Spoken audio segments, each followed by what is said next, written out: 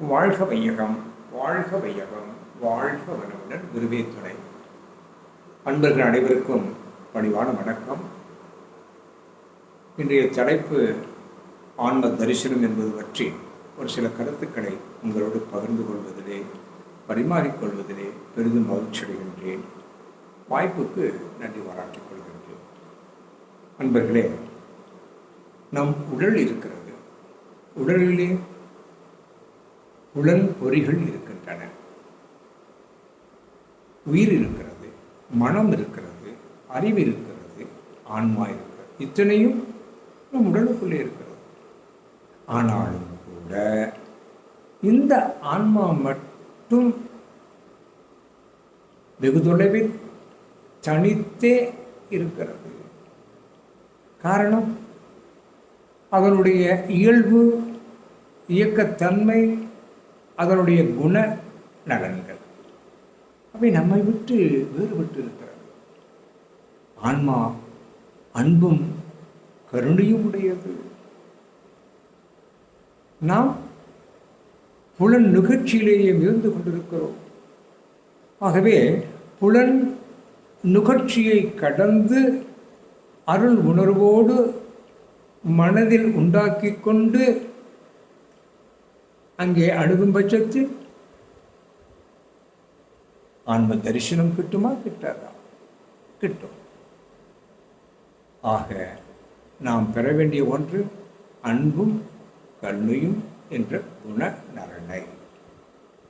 அடுத்து நாம் பெற வேண்டிய ஒன்று பற்றின்மை. இந்த உலக காரியங்களை நாம் ஆற்றும் பொழுது பயன் கருதியே ஆற்றிக் கொண்டிருக்கிறோம். பயன் கருதி ஆற்றும் பொழுது பற்று கூடிக்கொண்டே போகிறது. உலக பற்று வளர்ந்து கொண்டே போகிறது. நாம் ஆற்றுகின்ற காரியங்கள் நாம் ஆற்றவில்லை, ஒரு கருவியாக இருந்து ஆற்றிக் கொண்டிருக்கிறோம்.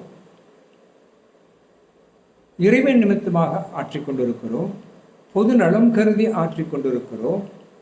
இந்த சமுதாயத்தை கருதி ஆற்றிக் கொண்டிருக்கும் என்று சொல்லும் பொழுது அங்கு பற்று வருமா? வராது. பற்றின்மை தான் உருவாகும். பற்றின்மை ஆன்ம தரிசனம் கிட்டும்.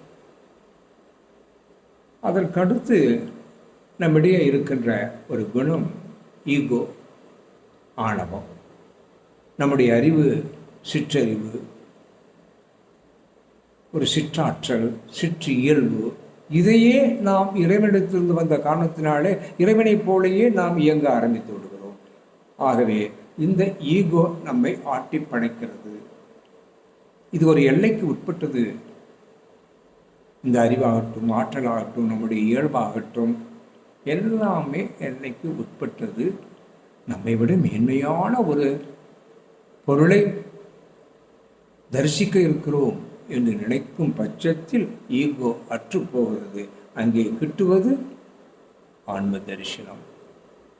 அதற்கடுத்து நாம் பெற வேண்டிய ஒன்று பயிற்சி, தியானம்.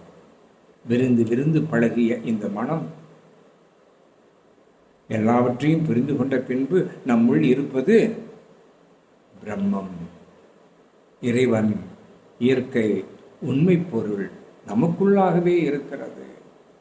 விருந்து பழகிய மனம் சுருங்கி சுருங்கி பழகுவதற்கு இந்த தியானத்தை கற்றுக்கொண்டோம் என்று சொன்னால் அது போய் சேருகின்ற இடம் ஆதி, ஆன்மா, ஜீவான்மா.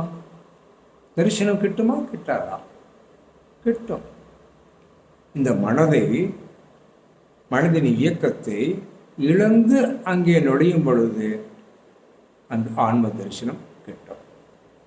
ஆகவே இந்த நான்கையும் கடைப்பிடித்து ஆன்ம தரிசனத்தை பெறலாம் என்று கூறி மீண்டும் சந்திப்போம்.